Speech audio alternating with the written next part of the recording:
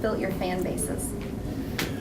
I can start, I suppose. And we talked about this a little bit last week. We're just over 1,900 fans on actually both Facebook and Twitter, which we're really happy about. And I can't claim any credit for that whatsoever, because prior to me coming on, we had a marketing firm that actually managed our social media for us. They had multiple clients and dedicated staff to do just that. And they did a great job of generating interest in our social media channels. But what I've learned from them is how to interact with other entities that have large followings on Facebook or Twitter or wherever you want to expand your fan base, and really engaging those entities. So we do a lot of stuff with Local First. So a lot of times, when I know Local First has an event happening, we will tag them in a post, or we will try to direct people to their page. We do the same thing with the Griffins. We've found a lot of success in when you get out and show some love to other people that are very savvy, or other organizations that are very savvy on social media. If you promote what they do and try to drive people to their pages, it's often reciprocated on the interwebs. And so that's been great for us. We do find that as soon as we start to mention other people or like another organization's page, we see a lot of that come back to us. I hope that no one is going to throw this at us. Do you guys want to speak to that at all? Sure. We ask people to like us, and just a follow-up email. There's a link for them to be able to click over to our Facebook page. And we've been open for 16 months, and we've got close to 3,500 likes now. We're the most liked yoga studio in the state of Michigan, and one of the most liked. And so after 16 months, to me, that's phenomenal. And we also have a rewards program where within that, if people like us, they obtain points for that, or if they follow us on Twitter, they obtain points for that. If they post to Facebook or Twitter, they get points for that. And so it's a rewards program that they get points not only for coming to class, but for also being engaged socially. And so just by doing a couple of different things, and like Bill talked about, building community and posting on other people's pages. And, for us, there's a lot of things happening in Easttown right now with the local Epicurean opening and Strider's opening, Uptown Kitchen opening. There's so many things that are happening that we, Michael and Anya's Trillium Haven restaurant is opening up. And so, there's a lot of things for us to highlight, and we'd love to do that.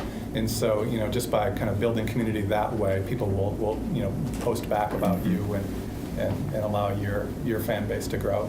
How do you guys manage comments?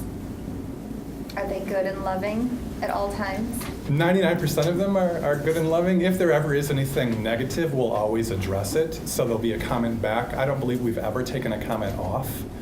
So if someone has a legitimate concern, Facebook is a great forum to be able to do that, because if someone's going to post it, some other people may have thought it, and it's good to be able to address that. And so the handful of times that it has happened, that's what we've done. If it's just something blatantly inappropriate, we'll remove it. But otherwise, it just gives us an opportunity to respond. Lindsay, how about for you guys? We have actually always had positive responses from our fan base, which we've been pretty lucky with.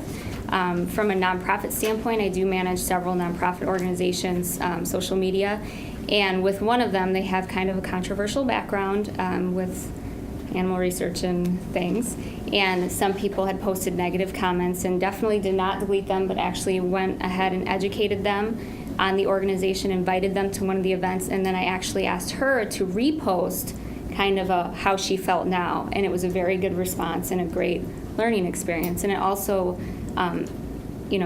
provoked other supporters of the mission to actually say, hey, this is a great organization, and support the mission and the organization as well. So. Yeah, no one ever has negative feelings about a public transit agency, so we're good. So this is really applied to you. I don't even know what you're talking about, really. Where the hell is the number 6 bus? So our policy has been, I came out at an interesting time right before we ran our last millage campaign last spring, so as you can imagine, there was some pretty passionate opinions on both sides of supporting or not supporting what we do. We take a policy as a public agency. It's a public Facebook page, so we never delete anything unless it's massively inappropriate and not family friendly. But we address it by letting the conversation happen. And again, if it's something specific, if it has to do with a service issue, if someone missed a bus or a bus drove by them or something wasn't meeting schedule, we'll let whoever posted know that we're looking into it, and then we'll follow up as quickly as we can by actually finding out what happened in that situation. If it's more just general negativity, the approach I take to it is to never engage in the way that you might see, like, you never engage on a personal level. You know, we have to be professional as an agency and a steward of taxpayer dollars. So if it's really overtly negative or really snarky, you know, we'll just try to be nice and apologetic a lot of the times. And what we found, and this is something that I really have learned with Facebook specifically, not as much conversation can take place on Twitter because you're limited. But people will come out of the blue and stand up for you and defend you if they support what you're doing. So what we've had some success doing is just letting the conversations happen, and we'll interject factual information when we have to. But really what we found, especially during that millage campaign, was that there are people out there that really do support what you do and really do follow your social media.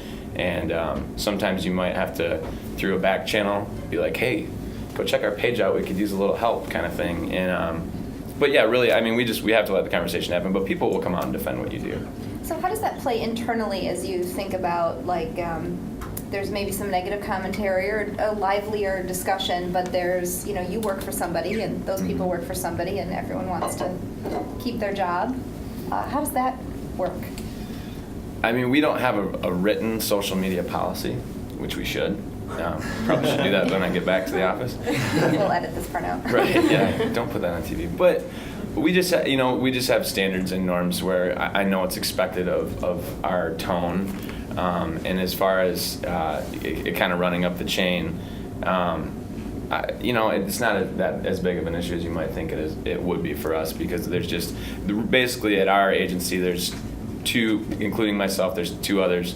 So there's 3 total that have access and use our Facebook page. I primarily do all that work. If I'm gone or something like that, then someone else can step in. But that's, if you're part of a bigger company or a bigger organization, that's a really important thing when you're talking about social media, is your message has to be consistent. And I would recommend to only have a couple people have the keys to the page. How did you guys have that conversation at your business?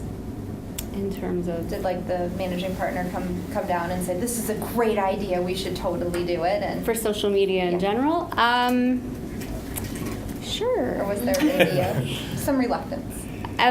He knew we needed to be on social media, and that's where local businesses were and our clients were, and so he was supportive. It was a little longer to engage all 16 partners and to get them to understand, but slowly, one by one, they know it has value, and they're seeing it more and more as they get more referral sources and actually clients from participating. So it's been a process, but a good one.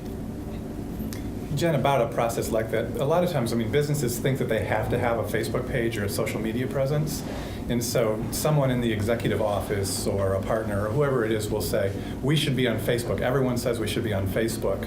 And a lot of times the intent is good, but if you have a lackluster Facebook page or a lackluster social image, when someone clicks over to check you out, I mean, I know personally when I'm checking out a business and I go on their website and I click over to their Facebook page, if I see they haven't posted in weeks and if I see no interaction, it kind of gives me maybe I don't want to be checking this business out, or maybe I don't want to be doing anything with them. So, I don't know if that's the case with anyone in here, but I would say if you are going to engage social media and be on Facebook, post, provide something of value. Don't have it just languish and on your to-do list that it's something that I should get to, but there are other more important things to do. It's almost, to me, it's almost a point. If you can't keep up with it and put good content out there, you might as well not even have a page. It's not doing you any favors. I will say on the other side of that, though, and that's completely valid, but there are those people that overpost as well, and that to me is also a turnoff. When they're posting 5-6 times a day and it doesn't have value and it's just blocking up our news feed. Right. So I think finding a happy medium in between that is ideal.